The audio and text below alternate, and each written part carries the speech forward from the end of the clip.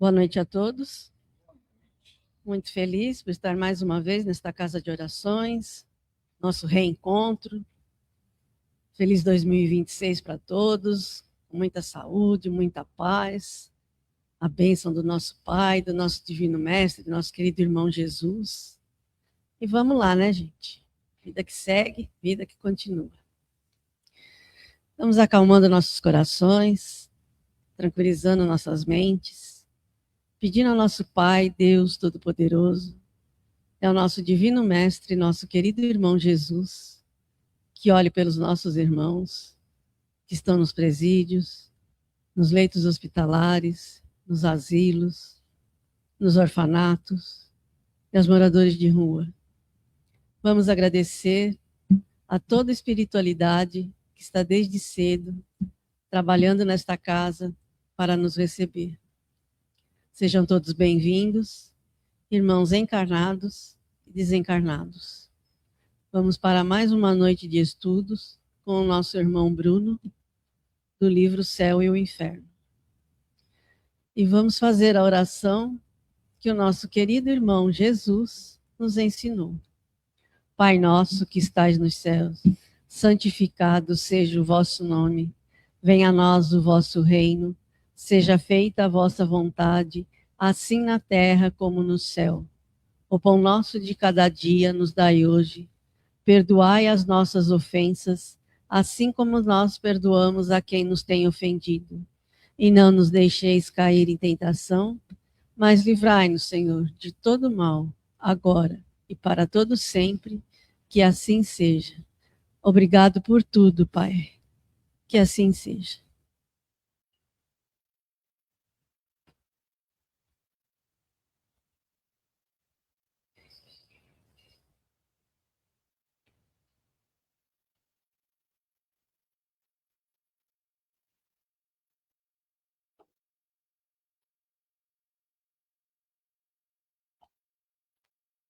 Boa noite. Como é bom estar de volta. Como a Vera disse, bom retorno a todos nós. Um 2026 de muita evolução, de muito estudo, muito aprendizado. E retomamos a nossa agenda semanal. Hoje, segunda-feira, a gente dá continuidade ao estudo do livro O Céu e o Inferno. A gente havia parado no capítulo 10, Intervenção dos Demônios nas Manifestações Modernas. Só recapitulando esta parte do livro, né?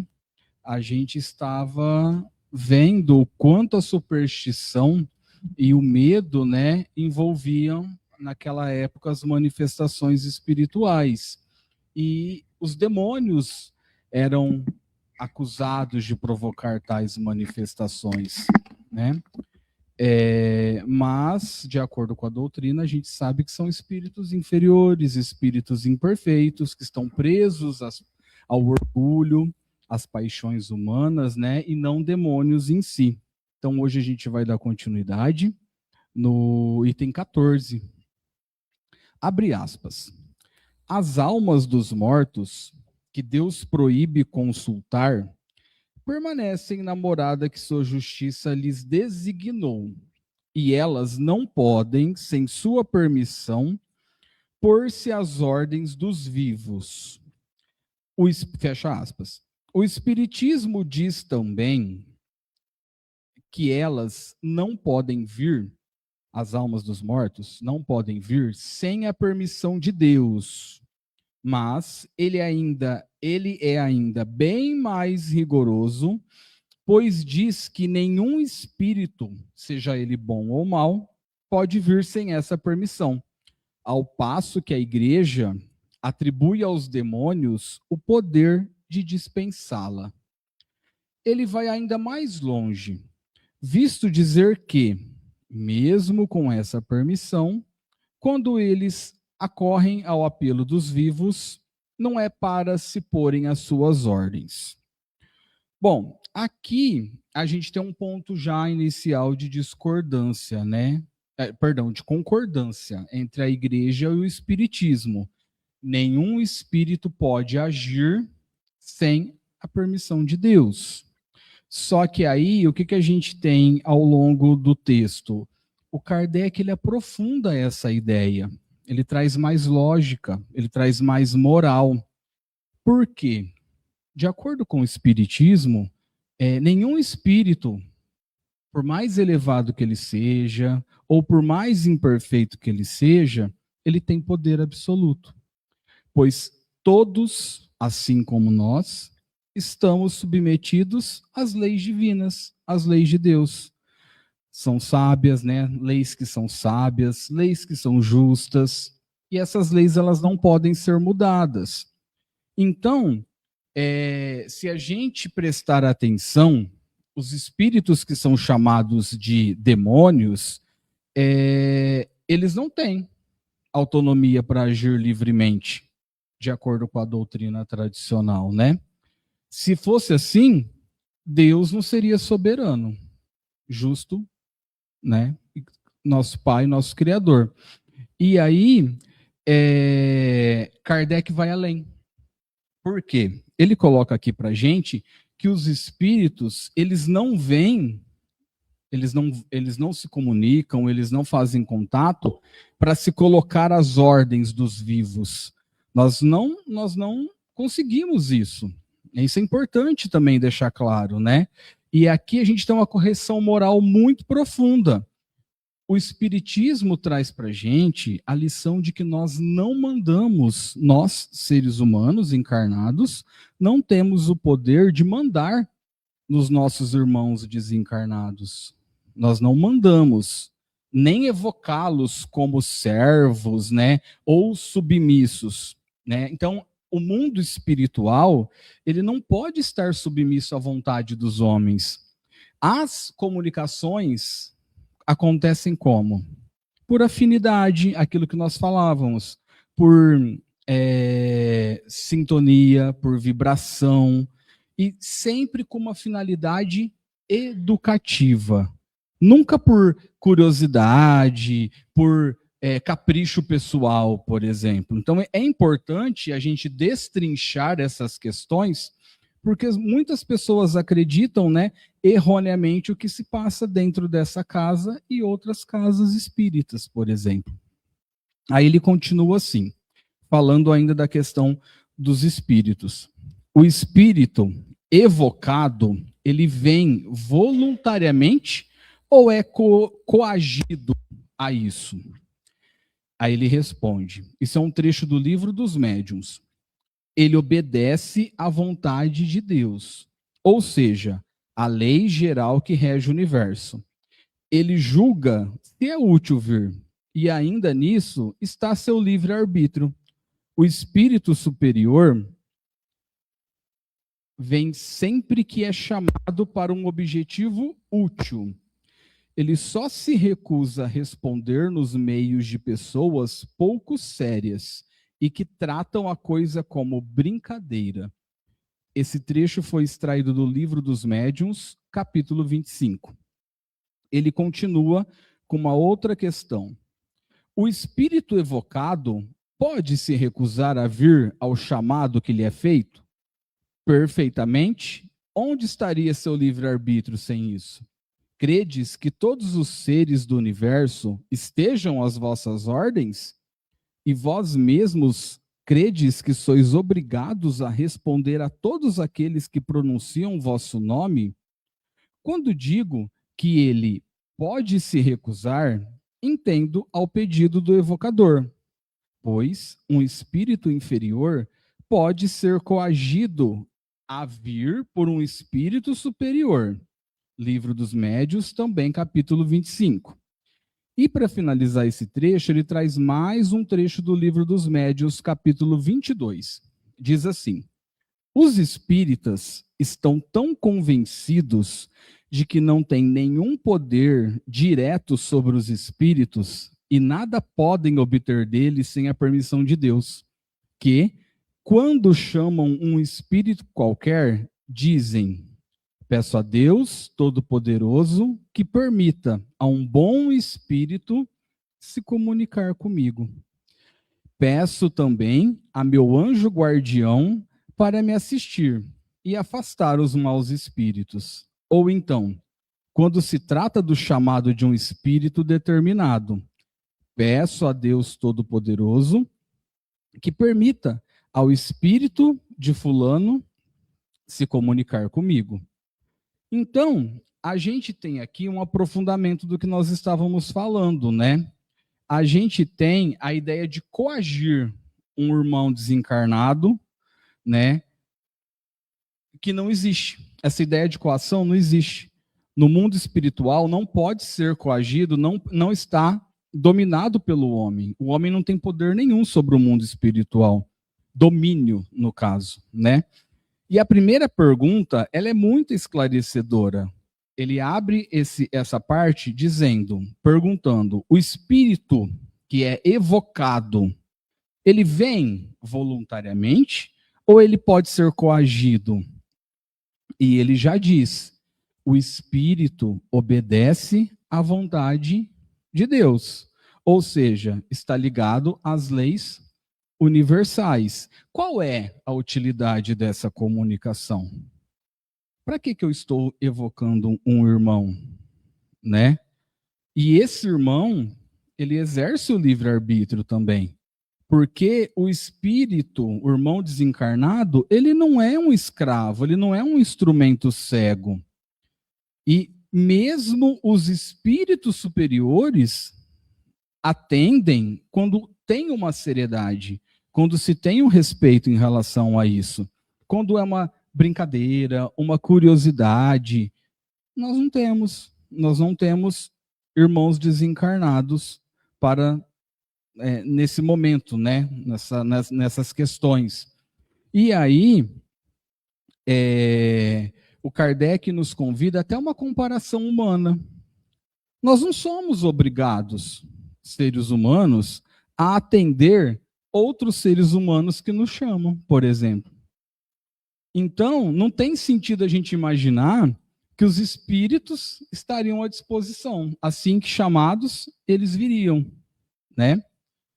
Eu estudando esse trecho, eu pego a forma como o Éder traz e trata as nossas reuniões, os nossos trabalhos, de forma muito respeitosa, de forma muito humilde em relação a um irmão superior. Ele sempre pede com cautela, com respeito, para que um irmão se faça presente, o irmão da nossa casa, que nos auxilie e nos ajude nos trabalhos de sexta-feira. Né? Em nenhum momento existe uma exigência, digamos assim.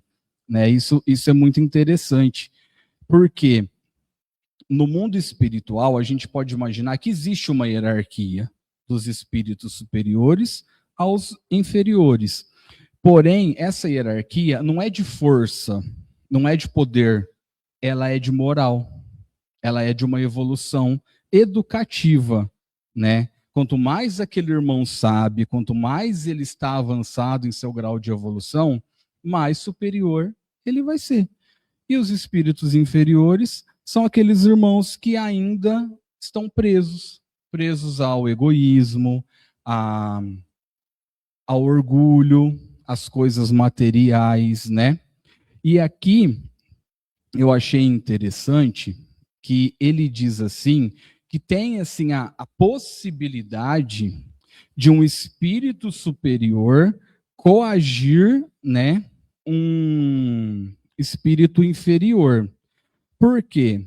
Porque o espírito superior, ele teria autoridade moral, né, em nome do bem, para conduzir esse espírito inferior e não coagi-lo, né?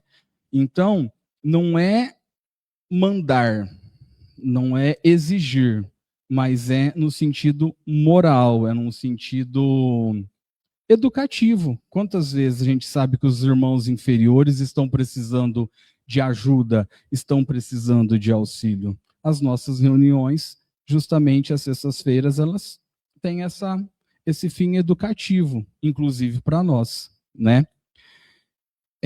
Continuando, item 15. As acusações lançadas pela igreja contra a prática das evocações não dizem, portanto, respeito ao espiritismo, visto que elas se referem principalmente às operações da magia, com a qual ele não tem nada em comum, que ele condena nessas operações o que ela mesma condena, que ele não faz os bons espíritos desempenharem um papel indigno deles. E, enfim, que ele declara nada pedir e nada obter sem a permissão de Deus. Sem dúvida, pode haver pessoas que abusam das evocações, que fazem disso um jogo, que as desviam de seu objetivo providencial para fazê-las servir a seus interesses pessoais, que por ignorância, leviandade, orgulho, se afastam dos verdadeiros princípios da doutrina. Mas o espiritismo sério desautoriza-as, como a verdadeira religião desautoriza os falsos devotos e os excessos do fanatismo. Bom, aqui Kardec defende o espiritismo das acusações feitas pela igreja. Ele já disse que as acusações feitas pela igreja não se aplicam ao espiritismo. Por quê? Porque espiritismo e magia não têm nada em comum. O espiritismo busca o quê? O que nós buscamos sempre aqui, né? Educação moral, esclarecimento, consolo. E o espiritismo não usa espíritos como instrumentos. Ele não vai expor esses irmãos a pedidos fúteis, por exemplo. Os espíritos, eles são educadores, amparadores, esses os elevados, é claro. E aí, Kardec vem reforçar novamente que Deus é o centro de tudo, não o homem. A comunicação é uma concessão e tudo vai ocorrer dentro da ordem divina, nada é obrigatório. Então, ninguém precisa ter medo. Ninguém precisa carregar nenhum tipo de superstição, porque não vai existir nenhuma comunicação nossa com os nossos irmãos desencarnados fora do controle das leis de Deus. Né? Então, e aí, ele diz ainda aqui que é interessante, que ele não deixa de destacar, que é honesto reconhecer que pode haver pessoas que abusam dessas evocações. Ele não nega o risco de haver um mau uso, né? Só que a culpa não é da doutrina. A culpa é do desvio humano, que faz uso da doutrina como fruto de ignorância e do orgulho. Eu não lembro, eu não sei se o Éder vai lembrar, ou o Tiago, no Nosso Lar 2, que tem uma volta ao tempo, tem o centro. Eles agem, no 2, tem alguma coisa de má fé ali que eles fazem, que eles abusam um irmão do centro que abusa que é um médium, né? É um médium, exatamente, eu lembrei. É um médium, realmente ele é médium, só que ele faz mau uso da doutrina, porque ele usa a doutrina para ganhar dinheiro, né? Oi, Rô? Em benefício próprio, exatamente. E aqui cabe muito isso, porque são seres humanos. A culpa não é da doutrina, é do desvio humano. Então, e isso acontece, a gente sabe que acontece em todas as casas, em todas as religiões. E o espiritismo não está fora disso também. Bom, continuando. Logo, não é lógico nem equitativo imputar ao espiritismo, em geral, os abusos que ele condena, ou as faltas daqueles que não o compreendem. Antes de formular uma acusação, é preciso ver se ela acerta seu alvo. Diremos, portanto, a reprovação da igreja cai sobre os charlatães, os exploradores, as práticas da magia e da feitiçaria. Nisso, ela tem razão. Quando a crítica religiosa ou cética condena os abusos e estigmatiza o charlatanismo, faz-se destacar-se ainda melhor a pureza da sã doutrina, que ela ajuda assim a se desembaraçar das más escórias. Nisso, ela facilita a nossa tarefa. Seu erro é confundir o bem e o mal, por ignorância entre a maioria. Por má fé em alguns, mas a distinção que ela não faz, outros fazem. Em todos os casos, sua reprovação, a qual todo espírita sincero se associa, no limite do que se aplica ao mal, não pode atingir a doutrina. Não é justo, então, aqui, culpar o espiritismo pelo erro das pessoas que usam mal o espiritismo. Até porque a própria doutrina condena esse tipo de erro, né? Agora, se uma religião ela ensina o amor e alguém age com ódio em nome dela, o erro não é da religião, o erro é da pessoa, né? Não é do ensinamento. Se alguém usa evocações como jogo, explora, né, de alguma forma isso financeiramente, ou promete milagres, busca poder, isso não é espiritismo, é desvio do espiritismo. E os erros humanos não podem anular a verdade do ensinamento. Isso é muito importante. E uma coisa que eu levo, acho até interessante passar isso na live, e principalmente com quem eu converso fora daqui, que não conhece a casa, eu estou aqui 1 ano e meio.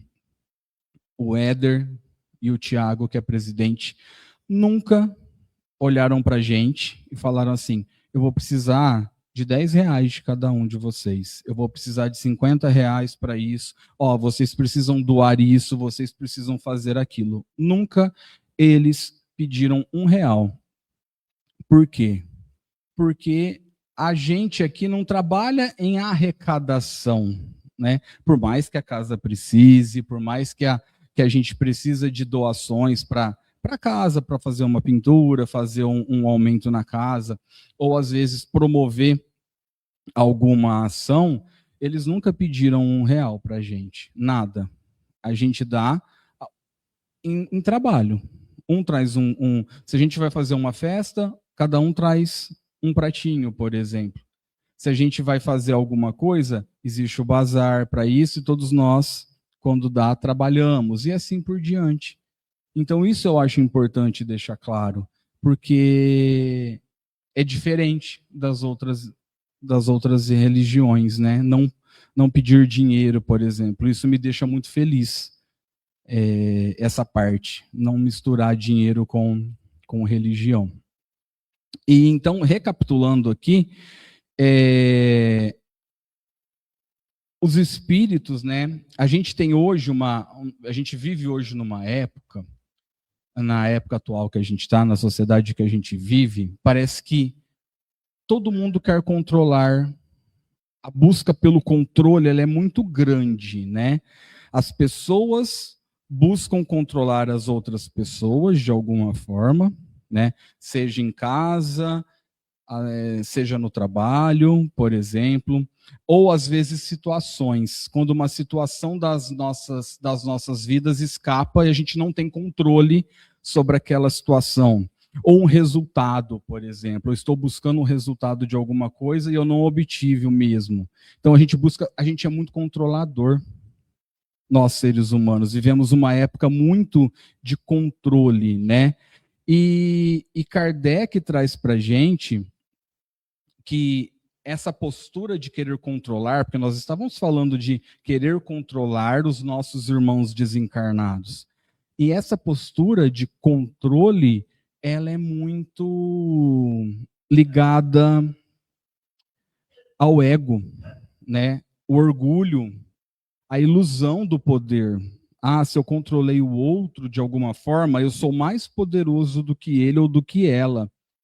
Só que, assim como na nossa vida, do dia a dia, ninguém está a serviço de uma vontade egoísta, assim como no mundo espiritual. A gente precisa saber respeitar as leis divinas, inclusive obedecê-las, né?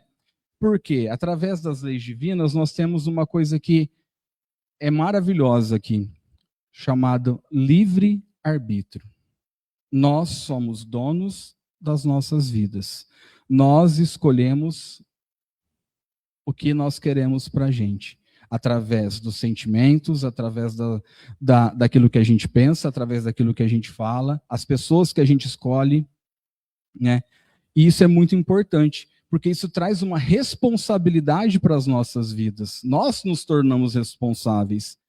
E a gente cada vez menos aprende a culpar o outro pela nossa infelicidade, pelo nosso desafio, porque nós temos o livre-arbítrio. Eu escolhi estar aqui hoje.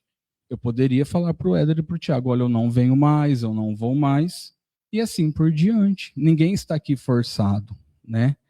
E assim a gente tem a nossa vida também. Ninguém está forçado a nada. Então, a gente não tem o direito de querer dominar o outro de alguma forma nessa jornada que a gente vive, né? E a sociedade hoje, ela tenta muito isso, usar de conhecimento, quem às vezes tem um conhecimento maior que o outro, ou a questão da fé e da espiritualidade como instrumento de vantagem pessoal. Só que isso acaba afastando as pessoas do bem, e acaba se aproximando do desequilíbrio, porque tudo isso é passageiro, porque nós somos todos iguais. Ninguém é melhor do que ninguém, independente de qualquer coisa. É aquilo que a gente fala, o Bruno vai lá, ele fala, o Éder vai lá, ele fala. Não é estar aqui que diz que nós somos melhores ou piores, né? Pelo contrário, é muito gostoso poder ouvir vocês, mesmo que vocês, pessoal de casa, mesmo que quem está aqui não fale agora, eles falam depois, tá? Então eles falam com a gente troca ideia, isso é muito importante. Então, o espiritismo, o nosso espiritismo, ele é sério, ele é uma doutrina que busca a moral. Então não tem confronto, sabe? Ele condena esse tipo de abuso, esse tipo de mentira, de charlatanismo, e a transformação, ela não vem de fora para dentro, mas do nosso aperfeiçoamento íntimo. É o que nós buscamos aqui. Toda segunda, toda quarta, toda sexta, é aperfeiçoar o nosso íntimo. Bem devagarinho, mas a gente chega lá. Então, esses ensinamentos buscam que a gente tenha uma postura mais madura diante da vida. Como assim? Reduzir o número de acusação. Eu vou culpar o outro menos, eu vou acusar o outro menos, né? Eu vou impor menos e vou dar mais exemplo. Eu vou mostrar menos aparência, menos material e tentar mostrar mais essência, mais valor, né, de alguma forma. Então, o importante que eu destaco do estudo de hoje é que a verdadeira autoridade, ela é moral, nunca material. E essa autoridade, ela não se impõe, ela é usada como exemplo, sempre. E a verdadeira reforma, ela sempre vai começar dentro de cada um de nós. Que nós possamos começar 2026 melhores na nossa evolução moral, melhores nos nossos aprendizados, um dia de cada vez. Eu falo sempre isso, nos cobrando menos, nos chicoteando menos, porque a gente se cobra muito também. A gente se compara e a gente se cobra. Cada um é de um jeito diferente. Todos nós somos únicos de alguma forma. Ninguém é igual a ninguém. Então, todos têm os seus defeitos, todos têm as suas qualidades. E isso é muito, muito válido. Então, que a gente se cobre menos, que a gente comece 2026 fazendo cada vez mais uma reforma íntima dentro de cada um de nós, propomos sermos melhores, um pouquinho de cada vez, um dia de cada vez. Se eu errei, ok, não vou repetir esse erro. A gente fala muito sobre isso, sobre o perdão, sobre se auto-perdoar e seguir em frente, aprendendo com os nossos erros para podermos sermos pessoas melhores nesta nossa jornada. Que assim seja. Pessoal de casa, meninos, vocês querem falar alguma coisa? Não? Eu não estou conseguindo ver quem está na live aqui. Eu abri, mas eu não sei por que eu não consigo... Ah, deu certo.